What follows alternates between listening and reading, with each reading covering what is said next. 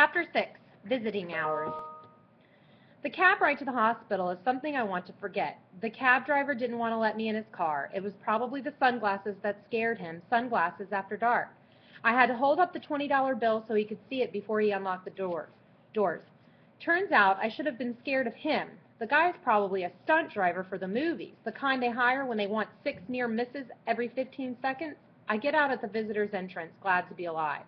Walking into a hospital isn't like walking into a library. At hospitals, people really look at you. And after dark in Chicago, the place is loaded with cops. And cops look at you extra hard. The lady at the visitor's desk has a giant hairdo and she doesn't smile. My dark glasses bother her too. I say, I need to see Emily Phillips. She got here this afternoon. The lady is chewing gum. You're going to be too warm in here wearing that hat and scarf, dear. I fake a cough and point at my throat. Bad cold. She punches a key and then runs a long-nailed finger down her computer screen. Are you a relative? Because Emily Phillips is still listed as a recent admit.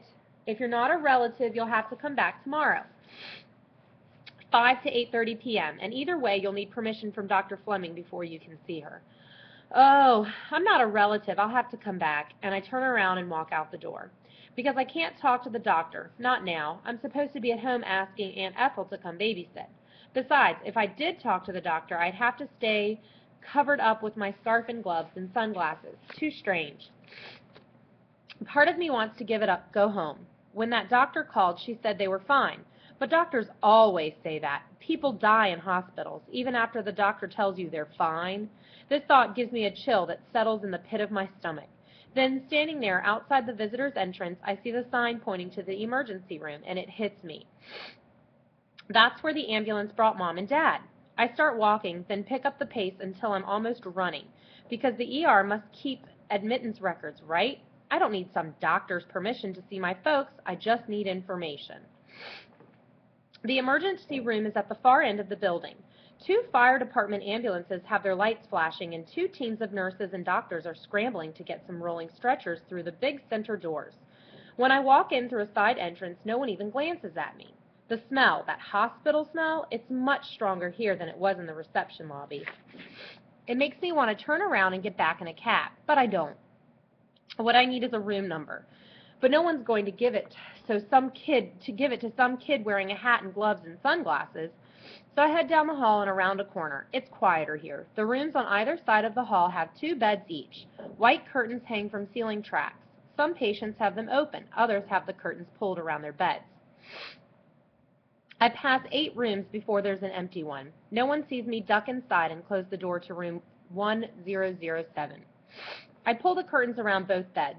The little bathroom has no lock on the door, and there's a button to push if you need help, like maybe if you run out of toilet paper. For the second time today, I take all my clothes off and wrap them in my coat, but there's no place in this bathroom to hide them. Out in the room, I pull back the curtain on the bed farthest from the door. I use my clothes to make a shape that looks like a person lying under the blanket. There's a clipboard chart with a ballpoint hanging on a hook at the end of the bed, so I write Christopher Carter in the space for the patient name. That's the name of my science teacher. He smokes, and a week or 2 here would probably be good for him. A few check marks and initials on the chart to make it look official, and then I'm out into the hallway. I stop and look around. I want to be sure I can find my way back to room 1007. The hospital is warmer than the library was, but the tile floor feels cold anyway. Then when I go back through the doorway into the emergency area, there's a blast of Arctic air because the big doors are open again.